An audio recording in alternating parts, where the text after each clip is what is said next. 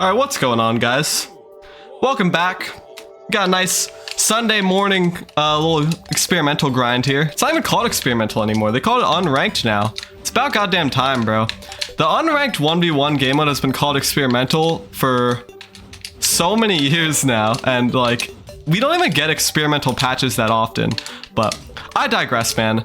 Oh shit, yo, that was actually kind of saucy. Today I want to talk about a different topic, man. We're gonna talk about ass Brawlhalla players because it's a more interesting topic than you might think at first guess or first glance. Also, I don't know why my jumped in input, but anyways, Brawlhalla's in a very interesting spot because it's not a big game, right? Not many people play it. I mean, it's got a very healthy community. Don't get it twisted. We're not looking at multiverses here. But it's also like, so many people have played and heard of it, but oh shit, I meant to sidelight, that would have been sick.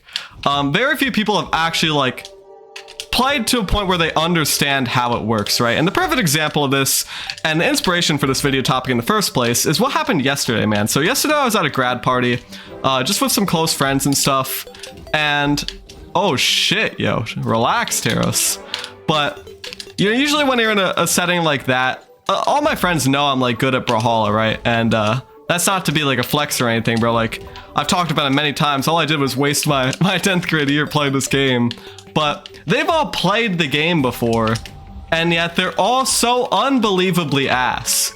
And like, you immediately, it's just a weird thing where like, very few people play this game long enough to really understand how the mechanics of it work, you know?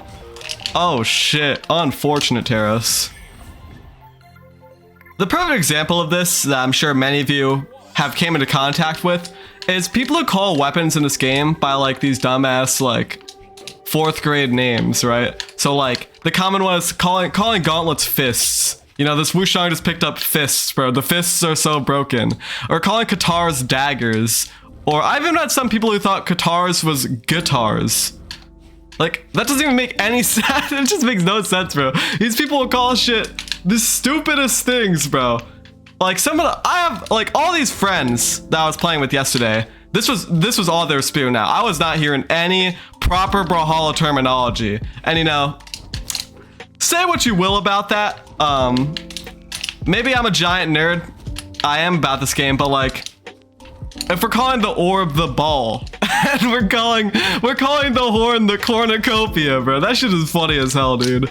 And I love stuff like that. That's just how you know that someone is immediately ass at the game.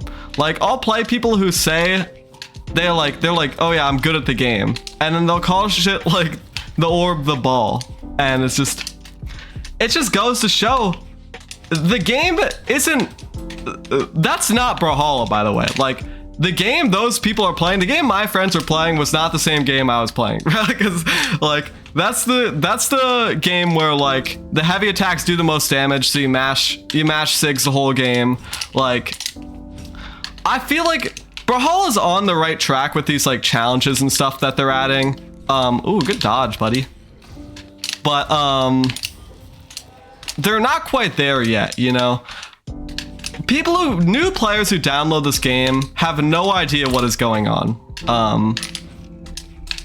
And I don't know how that could really be fixed. I think the challenges that they have going on are a good step. Damn, I just sauced that kid. This map is dog shit, but whatever. Dude, the unranked map pool has actually been so ass as of late. Or not even, just like with the last update. They added all these shit ass maps that nobody wants to play on. No one wants to play on this map, dude. Like, that's what's really sucks ass about this new unranked shit, because I miss the experimental map pool, bro. But what was I getting at? Like the challenges, they're on the right track to like teach new players what the game is actually about, you know? Because I feel like if it was obvious, like, maybe every time you boot up the game, it just plays like a sandstorm clip or some shit. Like, I'm joking with that. Also, this guy just left, really. I'm partially joking by saying that, but at the same time, I think genuinely if like the loading screens played like a professional esports clip or something, that could genuinely make new players be like, oh, this is how the game is supposed to be played. Like, these people aren't spamming SIGs the whole game, and they're doing way better. Like, something like that could really genuinely work, because right now the challenge is like, yeah, they teach you how to use these moves and stuff, but they're so tucked away. Like, I haven't even, I'll see announcements for like new challenges that get released, but everyone just mashes A through the announcements, right? No one's actually reading the announcements unless it's like a crossover you genuinely care about or something. So it's just like, they need to not tuck these mechanics away from new players, bro. They need to make it clear. They need to have some sort of like thing. Like, I think, I'm honestly starting to think that like a loading screen esports clip could be the way to go. Like, imagine every time you load into the game, not necessarily the game as a whole, but like every time you load into an experimental match, right? Or it's called unranked now. But every time you just load it to a match in general, like, it just plays a clip. It plays a clip of like from any time period, but maybe the older clips wouldn't work too well because like the remodeled Brawlhalla and stuff, but I don't know, it could just be literally from this year. An esports clip from this year works. And I think that would really make new players be like, oh shit, this is how this game is meant to be played. I think that could be, dude, I just came up with a good idea, bro. I just came up with a really good idea. I genuinely think that could work. But yeah, I think that's about all I got for this new player discussion. I actually got something else I want to talk about here. But that's just something that's like, that's Brawlhalla's biggest problem. That's one of the biggest things holding Brawlhalla back, is the fact that nobody actually knows how to play the game unless they look up videos and they genuinely seem interested. The only reason I learned how to play this game is because I wanted to beat my friends in custom matches, right? So I looked up videos and shit. Like, all the true combo videos and stuff are so helpful. Like, imagine, that's my advice for new players, is always just learn the true combos on your weapon that you want to play. Like, look up a video on sword combos and stuff. Imagine if that was built into the game, man, in some way. I don't know, you'd have to get kind of creative with it. But like, the challenges aren't there. The challenges are not it yet. They're just too tucked away, man. They're just too tucked away. So yeah, dude. Another thing I want to talk about is actually the topic of random discussion topics in general, man. Like, as a topic to talk about, which is kind of trippy, but like, this was an idea I had at work yesterday, right? To pass the time at work, I'm sure we're all familiar. Oh my god, bro, that poor guy. To pass the time at work, I'm sure we're all familiar with the strat of just like talking to your coworkers about some random ass shit. And I feel like that's kind of underrated almost. I think when I say random ass shit, I don't just mean like random ass boring work topics, Like, I'm trying to pass the time by talking about interesting stuff. So like, one of my favorite, I don't even know, it's so random, but like recently I found myself just like falling down these random ass rabbit holes and just talking about them to whoever's open to hearing about them, right? So like, an example would be rabies, bro, which is completely random and I'm aware of that. But rabies is so interesting because it's like, I'm so fascinated by these things that very few people survive, Like, rabies, even though it's kind of like a common disease that people joke about. Like, I remember when I was a kid, like, just stupid shit like, oh, that dog has rabies, bro. Your dog has rabies because it wants to bite me. Like, stuff like that. It's such everyone's aware of this disease. Everyone knows what it is, the foaming at the mouth and shit. But it's kind of unknown that it's got like a 100% mortality rate, near 100%. And it just makes me think like, what was I talking about? It just makes me think that, imagine being the person to survive rabies, right?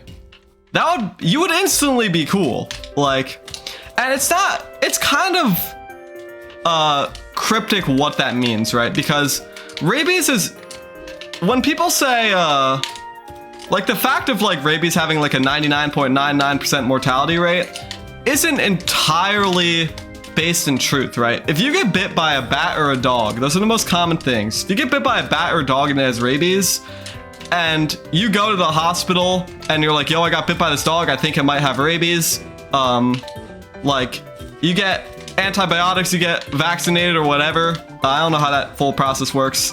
Like you'll be chilling. Like you're not gonna die if you just get bit by an animal with rabies. The problem arises if you do nothing and then a month later you start seeing these symptoms of rabies. Then you're cooked, bro. Once you get to that point and you haven't done anything, you're basically cooked, guaranteed. Go ahead, do your stupid NSIG. Nope. And I don't know. I'm always fascinated by stuff like that. Like lightning is a similar thing where like if you're the guy who gets struck by lightning and you get one of those badass scars, right? And you're not disabled and you're not dead, then you're cool, right? Like that's cool as shit. And I would never willingly walk into a thunderstorm to try and get struck by lightning. But if I happen to get struck by lightning and I happen to survive with 0 disabilities or side effects or anything, I don't know. I think that would make me happier. I think that would be pretty cool. I'm not gonna lie. Maybe happier isn't necessarily the right word because it'd probably be pretty traumatic. But dude, you would have a cool ass scar, bro. I had a little bridge I wanted to bring to that. I think just talking about these random ass topics kind of goes like, it's very underrated, bro. Like, I literally love to learn, bro. I think it's so interesting. I love learning random facts. Like the perfect example is this dude I work with. I work at Petco, and this dude just got hired who loves turtles and reptiles and stuff. He knows so much shit about turtles and reptiles, and really a lot of pets in general, but mostly reptiles. And people will come in with these random ass questions, like shit I wouldn't even have, just the type of stuff I always would go and get a manager for, and even they probably wouldn't know.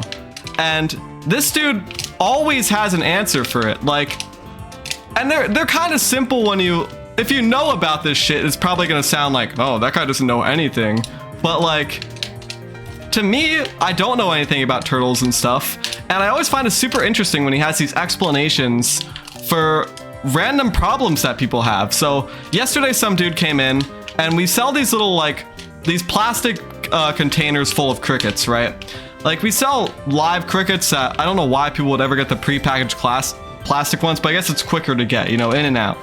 And this guy comes up to the front desk and he's like, yo, like, what are these little like fly things in this in my cricket package, right? And I'm like, shit, I don't know what's up with that. And then my coworker who loves turtles and shit comes over and he knows all about these crickets because he feeds his reptiles them, right? He comes over and he's like, oh, what happens is that flies get in through these little ventilation holes here and they lay eggs in the dead crickets and then they hatch and then flies infest the thing. So you don't want to buy that one. And then he goes on to explain why crickets die and stuff. And he's like, oh, like this cricket probably got like some bacteria, and because crickets are all cannibals, they eat each other and then the bacteria spreads to all the crickets and then all of them start dying. So you don't want to buy this package. And it's just like, if you know about reptiles and shit, that's probably pretty obvious, but I love learning random facts like that, bro. I feel like a culture has kind of been stirring up as of late, where like learning about random shit like that and like knowing about stupid stuff like that, like you're doing too much, right? But it's like, I still find that shit so interesting, and I love just listening to explanations like that and just learning more about it. I don't know, bro. Maybe I'm just a giant ass nerd, but it's cool, bro. It's cool. Oh, that is a lucky ass clash. I feel bad for this guy. Then again, he just got a lucky ass clash, so. Uh-oh. What else was I talking about yesterday? My other coworker and I also had a very nice conversation about like all that psychology stuff I love talking about, man. Ow. All the classic like evolutionary psychology stuff, because we sell dog food that's fully vegetarian there, and it's like, dogs are primarily a carnivorous animal, right? Like wild dogs and stuff, they're not eating berries and peas and shit. And it's just like veganism and the people who think that killing animals and stuff is bad, that's some of the stupidest shit I've ever heard in my entire life, bro. Like, this is literally, it's just how nature works, bro. Like, I don't know why people deem killing animals bad. And I'm aware that like the general public opinion is not that stupid, right? And people have other reasons to become vegan or vegetarian other than not wanting to kill animals and stuff. Not really though. Like a lot of the time I talk to those people and they'll like have fake reasons, and eventually the truth will come out and they'll just say it. They'll be like, oh, I don't want to kill a cute little cow.